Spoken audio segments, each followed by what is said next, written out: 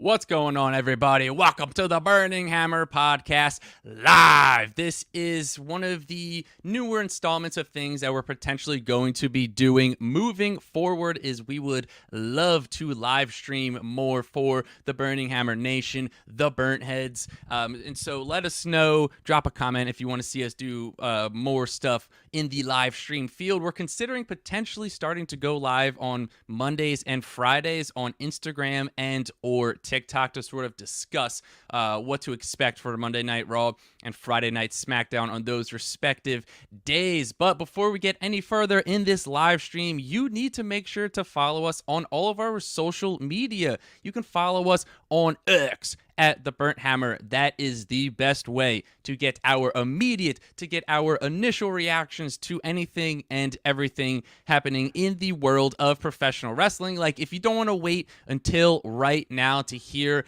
our thoughts on Backlash, then you got to follow us on X, because that's where we type out our immediate thoughts to anything and everything happening in professional wrestling. And you can follow us on everything else at the Burning Hammer. That is the best way to stay up to date with whenever we release new YouTube videos or new episodes of the podcast. You can listen to the Burning Hammer podcast on Apple, on Spotify, or wherever you listen to your podcast. And if you are listening to this via audio streaming service, make sure to follow and or subscribe, whatever it is that your platform does, and make sure to rate us and leave us a review. That is the best way for us to find new audience members. And if you didn't know, you can watch our podcast on YouTube at The Burning Hammer. And if you are watching on YouTube, make sure to like, comment, and subscribe. We are on the road to 1,200 subscribers. We are closing in fastly. Now, let's get in to WWE BackLash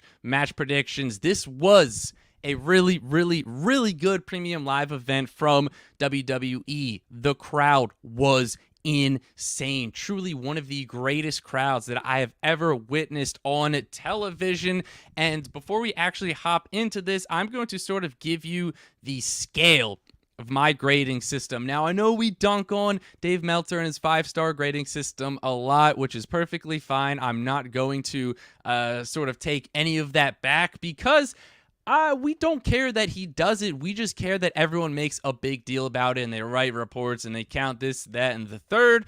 You don't need to do that. Just look at whatever stars he gives, whatever matches. His scale goes from 0 to 5, although he's constantly giving matches more than 5 stars. That's all fine and dandy. You just don't need to sit here and write up news reports and articles on it and freak out when people do or don't get a certain number of stars. And so I'm going to be doing like a school grading system. So the average match is going to be a C. Anything below a C is the match I thought was below average. Anything above a C was obviously above average. So without further ado, I guess actually first I will give my grade for the show as a whole. Now, this isn't going to be the average grade, because it's going to be pretty high, but I like to sort of just give my thoughts and my grade on the show as a whole without really taking into account the matches and those grades, although it's going to fall in line very similarly. So overall, I'm going to give this show an A. I thought this was one of the best shows of the year, and it may continue and go down as the best show, as the best premium live event for WWE of 2024. Obviously, I'm going to exclude WrestleMania 40 from that, because personally, I was there. I'm obviously biased towards that, and WrestleMania is just WrestleMania. It's in a category of its own. So I'm not really including WrestleMania for the greatest shows of the year, because obviously WrestleMania Night 2 by far is the best thing that's probably going to happen this year. So excluding WrestleMania 40, Backlash by far the best show that we have gotten this year, and it's probably going to be the best show of the year. I have a hard time contemplating with the idea that there's going to be a show better unless this Bloodline story really starts to take off and cook later in the year, potentially SummerSlam, maybe even Survivor Series, which if you don't listen to the podcast, me and Dillon have had a lot of really good thoughts about things that could potentially happen at Survivor Series, including potentially a War Games match. So I think I'm giving this an A. Probably going to be the best show of the year. The crowd, again, absolutely insane. I truly have not heard a crowd like this probably ever. Most of their international shows, they tend to have really good crowds because they don't go to like their countries that often, and so when they do, they need to make themselves heard enough so that they go return later down the line. And Triple H even had a great quote.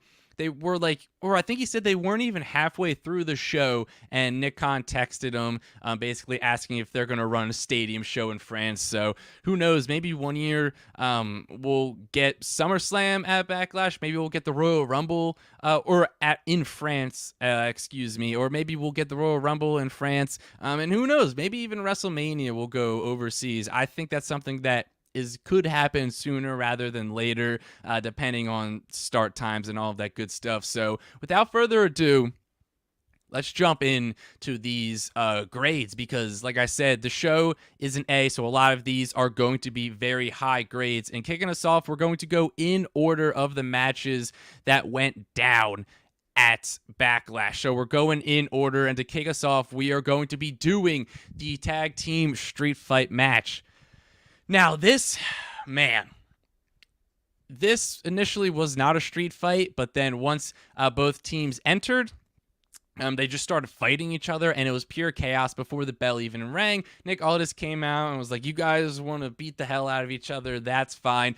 We're gonna make it a street fight, damn it. So then it was immediately turned into a street fight, and boy, am I glad that they did that, because this match was absolutely insane. It was everything that you would really want a street fight to be.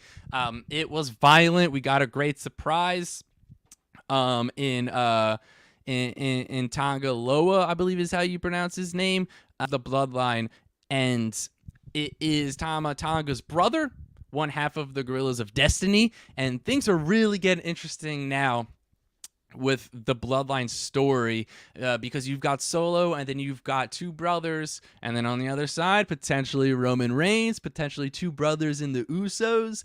So I just, like, this is going to be absolutely insane. I'm very excited for this Bloodline story. I don't know if we're quite done. I'm going to assume we're done with this feud.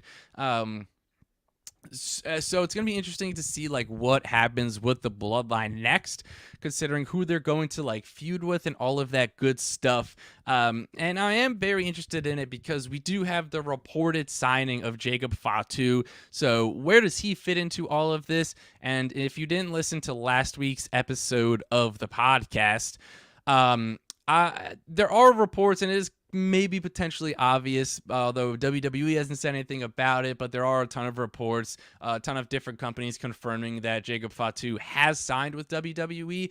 Also, he, in matches that he usually would wrestle with Zilla Fatu in a tag team, he is not wrestling with Zilla anymore. So I haven't seen any bookings for Jacob Fatu over the past couple of weeks and anywhere in the future. So I think there's a pretty good shot that Jacob Fatu is WWE bound. It's going to be interesting to see when they debut him. I think it's not going to be for a couple of months, maybe at Money in the Bank. It's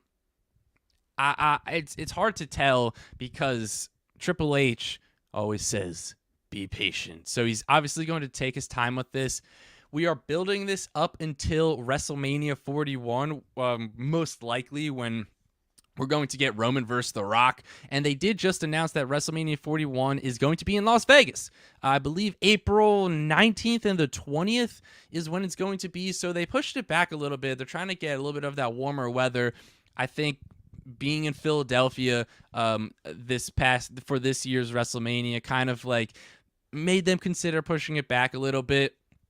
I know there were reports that came out maybe a week or two ago that were saying that they were contemplating pushing WrestleMania back so they can do more stadium shows and just not have to worry about the weather.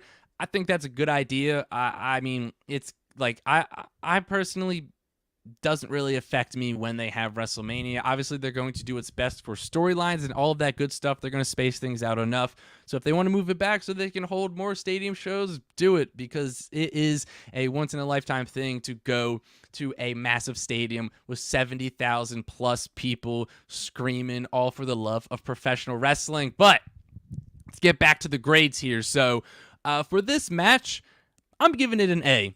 I thought this match was, like I said, it's everything you want a street fight to be. They did a really good job at just like making it violent, but it wasn't like too violent, but it was violent. A lot of trash cans, kendo sticks, tables, a few headshots. Kevin Owens threw a prime bottle right at Tama's nuts, which was hilarious. If you haven't seen that, if you missed it during the match, you need to go out and you need to find that, because that was truly awesome. But yeah, this is getting an A. I can't imagine there being a street fight much better than this. Maybe a little more blood, but I don't know. Maybe a few more crazy weapons. That's why I'm going to give it an A and not an A+, in case you do prefer a little more violent street fights. But I think for WWE and what they've been doing recently with street fights, I think that this one exceeded that and exceeded all of my expectations. So I'm giving this street fight an A. Plus, we got a new member of the Bloodline, so I think overall, the street fight was truly incredible. And what a way to kick off Backlash. The crowd was hot throughout the whole night. They truly just like didn't ever fizzle out, which you always love to see. So let's move on to the triple threat match for the WWE Women's Championship. Naomi versus Tiffany Stratton versus Bayley. I'm going to give this match a B+. I thoroughly enjoyed this match. Now, I'm getting a little nitpicky with it just because there were a few moments throughout where I feel like it was a bit sluggish, where maybe they hesitated a little bit. But again, you're getting really nitpicky with that stuff. So I'm giving it a B+. Really good match. I thoroughly enjoyed this. There were a ton of really good spots in this as well. Sorry, I had to take a little drinky poo of water. There were a lot of really good spots in this, and Bayley got a big win.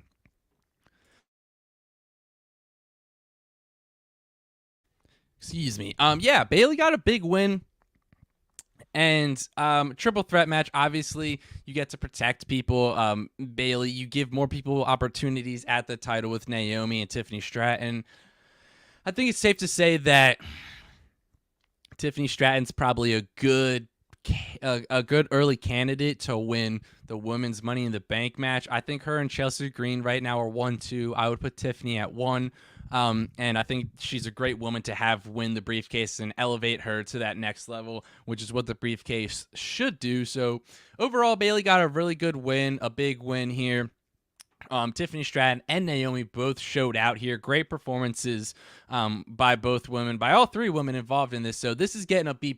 I thoroughly enjoyed this match. So let's move on to the Men's World Championship match. You've got Mr. Yeet, Jey Uso challenging Damian Priest. And so this match, I'm giving a B-.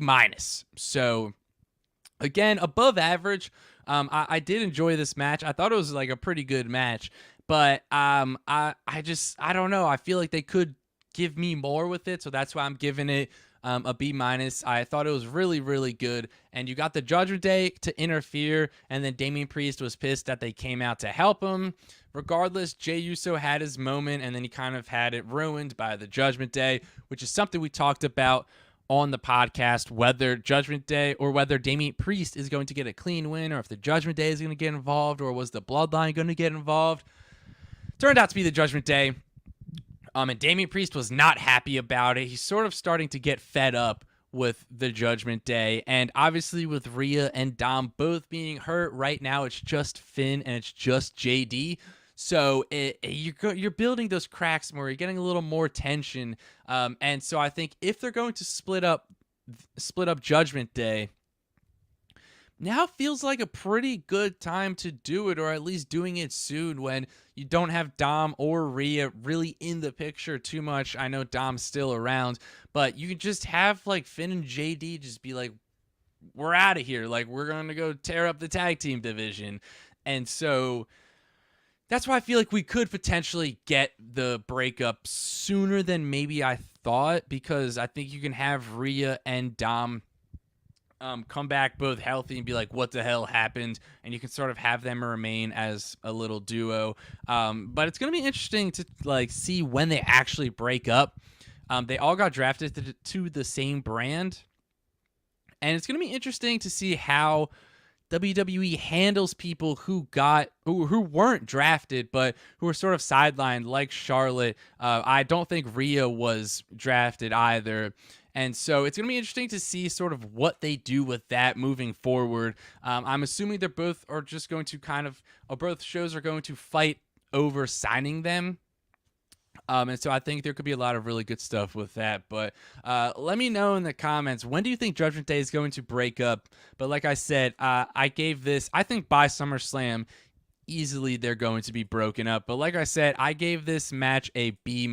So let's move on to the women's tag team championship match. You have Jade Cargill and Bianca Belair challenging the Kabuki Warriors, who were champions. Jade Cargill and Bianca got the big win here. This match was really, really good. I was thoroughly impressed with this. I'm giving it an A-. I don't know. I tried to tamper my expectations because I wasn't sure. Like, I knew all these women could wrestle and they could go. I didn't know if they were going to be allowed to really just, like, go, you know what I mean? And they went and they put on one hell of a match. I thought they did this really well, where you sort of have, like, Jade sort of come in and be like the real muscle of this, and have Bianca wrestle sort of the majority of the match, and then you have Jade come in for probably, I would say, like a quarter of the match, and then just like wreck house.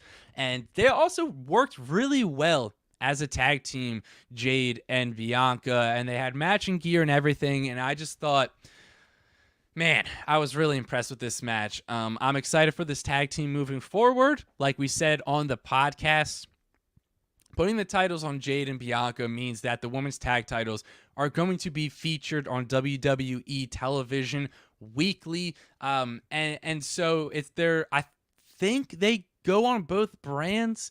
I was a little confused about that with the draft because they said all the champions were protected except the women's tag team champions. They could get drafted to either show. So I don't know, with the titles now moving to SmackDown, if that means that the titles can be defended on either show, or if that means that they are now just going to be on SmackDown, because I do think we're getting a women's mid-card title for Raw. I can't imagine them putting one in NXT and not putting one on the main roster. So I think over the next couple of months, look out for that, because I think that's something that is going to happen, and I think they're going to potentially put that on Raw.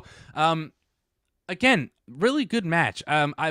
Jade had an insane sort of like combination of moves. I think she hit it before in AEW. I saw somebody tweet, but she kind of like caught Kyrie and she like went for like a power bomb, but then Kyrie kind of leaned back, and then Jade sort of brought her back up, and then she spun her around for like an electric chair, and then she flung her over her head and then just caught her in midair, then hit her finisher. Truly insane. One of those moments where you just see it and you just scream. Like, I literally just like screamed once that happened. So I'm really excited for this tag team, and this is eventually going to lead to Jade versus Bianca probably at WrestleMania 41. And so that's going to be a feud that is going to absolutely cook. So let's move on to the main event. You have AJ Styles, Cody Rhodes, one-on-one, first time ever. And my goodness, I had high expectations for this match, and my goodness, were they met. If you don't like this match, you just don't like wrestling. Like, truly, they went for damn near 30 minutes from bell to bell. I'm sure if you count their entrances, it went over 30 minutes. And this is exactly what we wanted. And I'm happy, like we talked about it on the podcast, and I was hoping they were going to give this match time. They gave it time. I want to say on Cage Match, I believe it went 27 minutes. So they just let them cook, and AJ Styles had a great throwback / little tribute to when he faced off against Dusty. I want to say they said it was 21 years ago, and I think it was for NWA. I know he's defending the NWA title, but early on, in like the early 2000s, they had a lot of like TNA and NWA and like ROH shows where a lot of those were kind of combined, and like it was more territorial with like the NWA title and all of that stuff. But he beat Dusty, wore purple gear. Tonight he wore purple gear, although looks a little too much like The Undertaker, if you ask me, but that's all right. And so this match is an A+. I can't remember if I said that. A+, truly the best match of the night, probably. I mean, right now I guess you can't give it match of the year because you're going to give Roman versus Cody match of the year. But aside from that match, this was match of the year. They could potentially have match of the year 4 nominations all just be Cody Rhodes, depending on how this year goes. If we do end up getting Cody versus The Rock at some point this year, potentially at SummerSlam, and then maybe further down the line at Survivor Series, Cody versus somebody, maybe Gunther. So we could just literally get match of the year after match of the year after match of the year after match of the year from the American Nightmare, Cody Rhodes. They hit a burning hammer. Which is pretty crazy in this match. That is a banned move, banned from pretty much every wrestling promotion. And it is just a really, really sick and dangerous, very dangerous move because you're literally just dropping the person straight on their neck. It's tough to hit it well. Like, to hit it good, it's tough to do it and hit it clean. And they hit it pretty well, and they did a good job at not cutting to a different angle for the shot, because I think the angle that they had, they did a good job at capturing the move and still making it look devastating, because you could potentially cut a certain way and then you pretty much see that, like, I haven't seen any other angles of it, but if you could have cut to a different angle, then it doesn't look quite as good. So they did a good job, which thank God Kevin Dunn wasn't there, because he would have cut 10 times before Cody hit the ground. And so they hit a burning hammer, which was sick, and then Cody Rhodes with the immediate kick out, which now, man, I'm usually not a fan of like that sort of spot. However, it's definitely growing on me, because sometimes you just get in the heat of the moment, you just immediately kick out. Like, I think it works well with that, as opposed to just like hitting a move and then no selling the move. Like, how many times do we see people hit a Canadian Destroyer just for someone to like stand up and get fired up and then act like it didn't phase them? Like, I'm not a massive fan of that, but like when you hit a devastating move and then you kick out at one and then you kind of get yourself fired up and then the crowd starts to go nuts, like, I think it works better with that. And that's something that's definitely starting to grow on me. And just the fact that, like, you don't just hit a burning hammer, like, that's something you need to run by people. So the fact that they let them do that truly says a lot about how Triple H and whoever produced this match views AJ Styles and Cody Rhodes. And so we talked about it before, how Backlash is sort of in a tricky spot in terms of it's the first show after Mania, but then it's also, the draft happened a week ago. So maybe feuds that you're having at Backlash won't continue because wrestlers get drafted to different shows. But and that was the thing we were talking about, where hopefully we get this Cody Rhodes and AJ Styles feud in the future. And we were saying that before the draft even happened. Well, they're both on the same show. So hopefully, my God, hopefully they let this feud go for, we need at least one more match. I could see them doing it at the King/Queen of the Ring premium live event, which is not after SummerSlam, like we said on the podcast last week. It's in like 3 weeks, maybe a little less than 3 weeks. Excuse me. So, man, they got to let this feud go. I am always a fan of 3-match feuds. Like, I think the feud between Cody and Seth, when Cody first returned, like, that feud was awesome. Now, it gets a little trickier when there's a title involved, because you're like obviously not going to have AJ win the second match.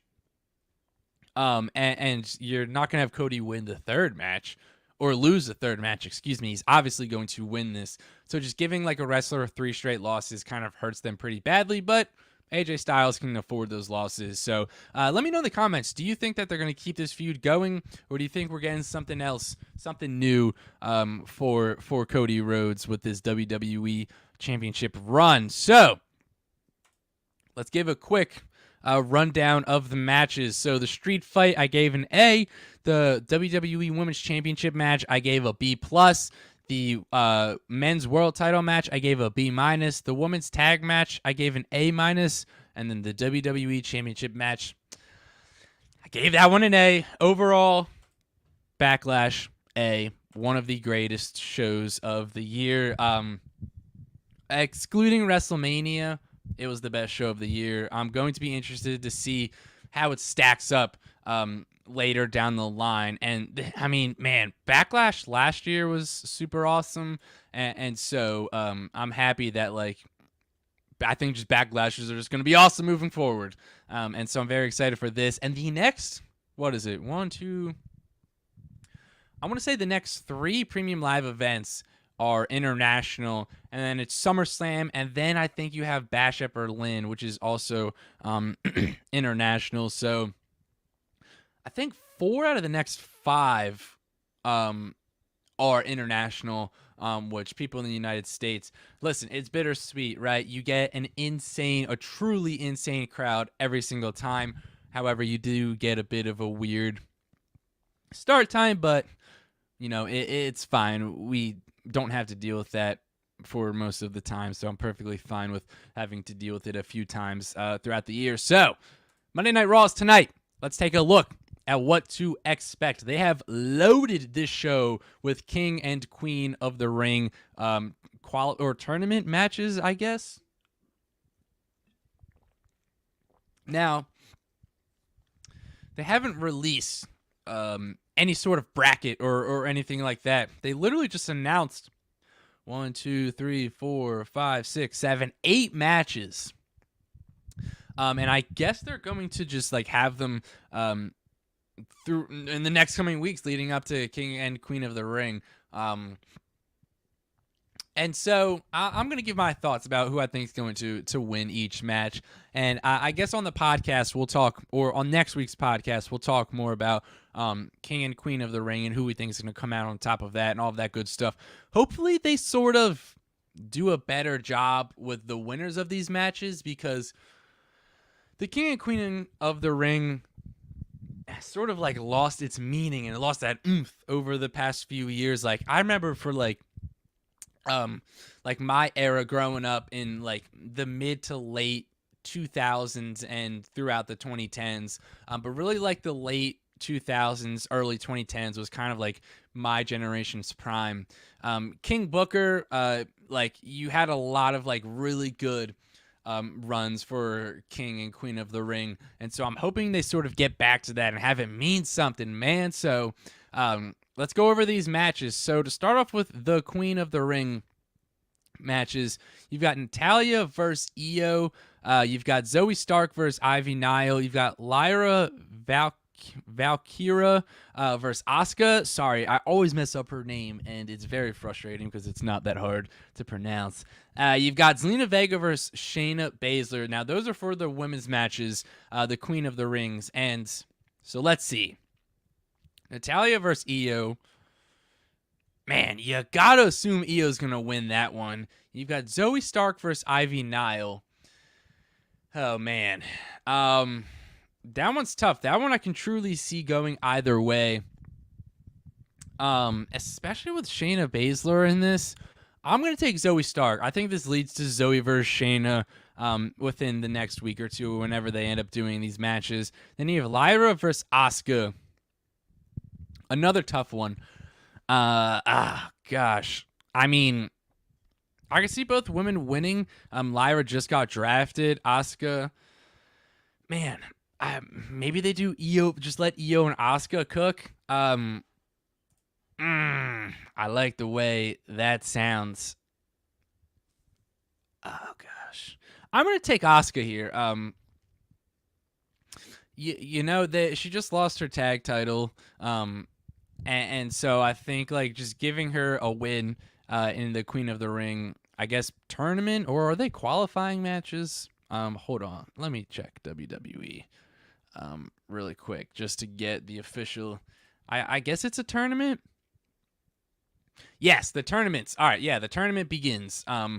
So yeah, they haven't seen any brackets. I'm assuming this is potentially going to lead to Io versus Asuka, and then you have Shayna versus Zoe. So, yeah, I think Io, I think Zoe Stark, I think Asuka, and I think Shayna Baszler are going to win their 4 matches. And then for the men, I'm assuming these are everyone who's going to compete in the match. Oh gosh, listen, I'll give a little preview. Assuming these are all of the participants, which they probably are, I'll give my early predictions on who I think is going to win. If I don't know though. I think we may get more matches on SmackDown. Let me check real quick. I would be shocked if Chelsea Green is not in this this Queen of the Ring here. Let me check right here. Anything announced? Nothing has been announced for SmackDown at time of recording this. So who knows? Maybe this is. Maybe this isn't. I think I'm going to assume they're going to have 4 women from SmackDown because that makes the most sense and it's kind of the most fair when you have 2 separated shows like this. So if these are the only participants, I'm going to take Io. But if we get people from SmackDown, if Chelsea Green's involved, I'm taking Chelsea Green because, my God, Chelsea Green as Queen of the Ring, it makes too much sense. You need to do that. And so if that does happen, maybe I'll clip this and maybe I'll throw it in a little clip for social media. And so for the men, you've got Ricochet versus Ilya. You've got Ray versus Kofi. You've got Finn Balor versus who originally it was Drew, but Adam Pearce just made an announcement on social media that Drew is not medically cleared. So I'm going to assume they're going to have a replacement for Drew on Monday Night Raw tonight. Again, all of these matches are happening on Raw, which is kind of crazy that they just straight up announced 8 matches, but I am totally here for it. And so, and then you have Sheamus versus Gunther. I'm going to assume that's going to be the main event for Monday Night Raw, and it is going to be so awesome. So let's go over who I think is going to win for the men. All right, Ricochet versus Ilya. You gotta give it to Ilya. I would be shocked if Ilya doesn't win here. You've got Ray versus Kofi. Now this is interesting because you've got 2 of like the biggest baby faces of the past 10 and 20 years going up against each other. Part of me thinks that there could be some outside interference to help Ray lose. So I'm going to take Kofi here. And then you have Finn Balor versus whoever yet to be determined. They could do something funny and have it be JD. Let me see. Maybe it's they just throw in Braun Breaker. Could be sick if they have Braun Breaker replace Drew. Replace Drew. So I think Kofi's beating Ray. Ilya's beating Ricochet. Finn Balor versus question mark. Probably going to take question mark. And then you have Sheamus versus Gunther. Now this one is very, very hard to decide. However, because you had Gunther, I don't know if Gunther and Sheamus actually. Why can't I remember if they have wrestled in a singles match? Let me check real quick. Okay. Gunther, let's do this. Again, shout out to cagematch.net. They are just like the wrestling database. Anytime I have a question about anything, anytime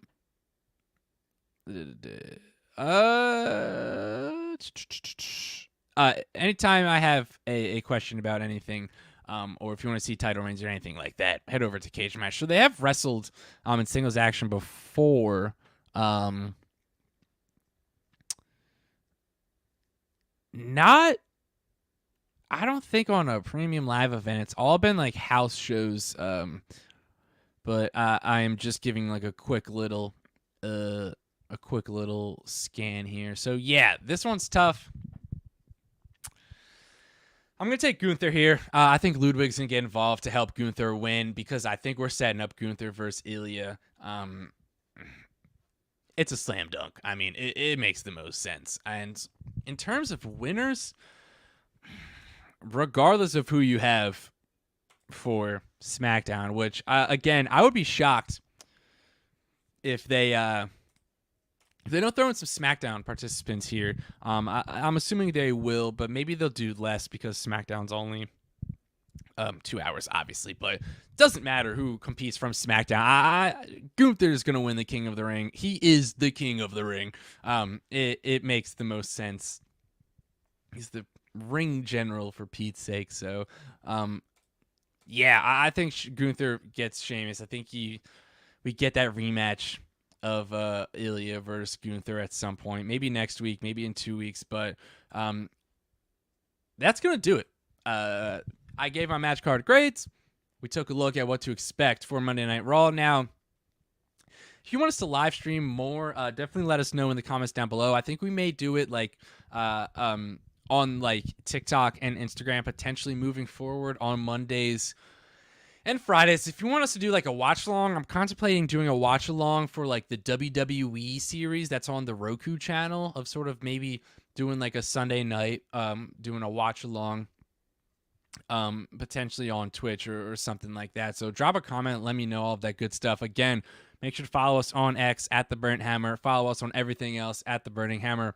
You can listen to The Burning Hammer podcast, Apple, Spotify, wherever you listen to it, and you can watch it on YouTube at The Burning Hammer, and you can watch us on Twitch for the live streams at The Burning Hammer podcast. With that being said, I'm Mark Izzo, one half of The Burning Hammer podcast. I will catch you next week. It has been a blast. Again, drop a comment if you want some more live streams.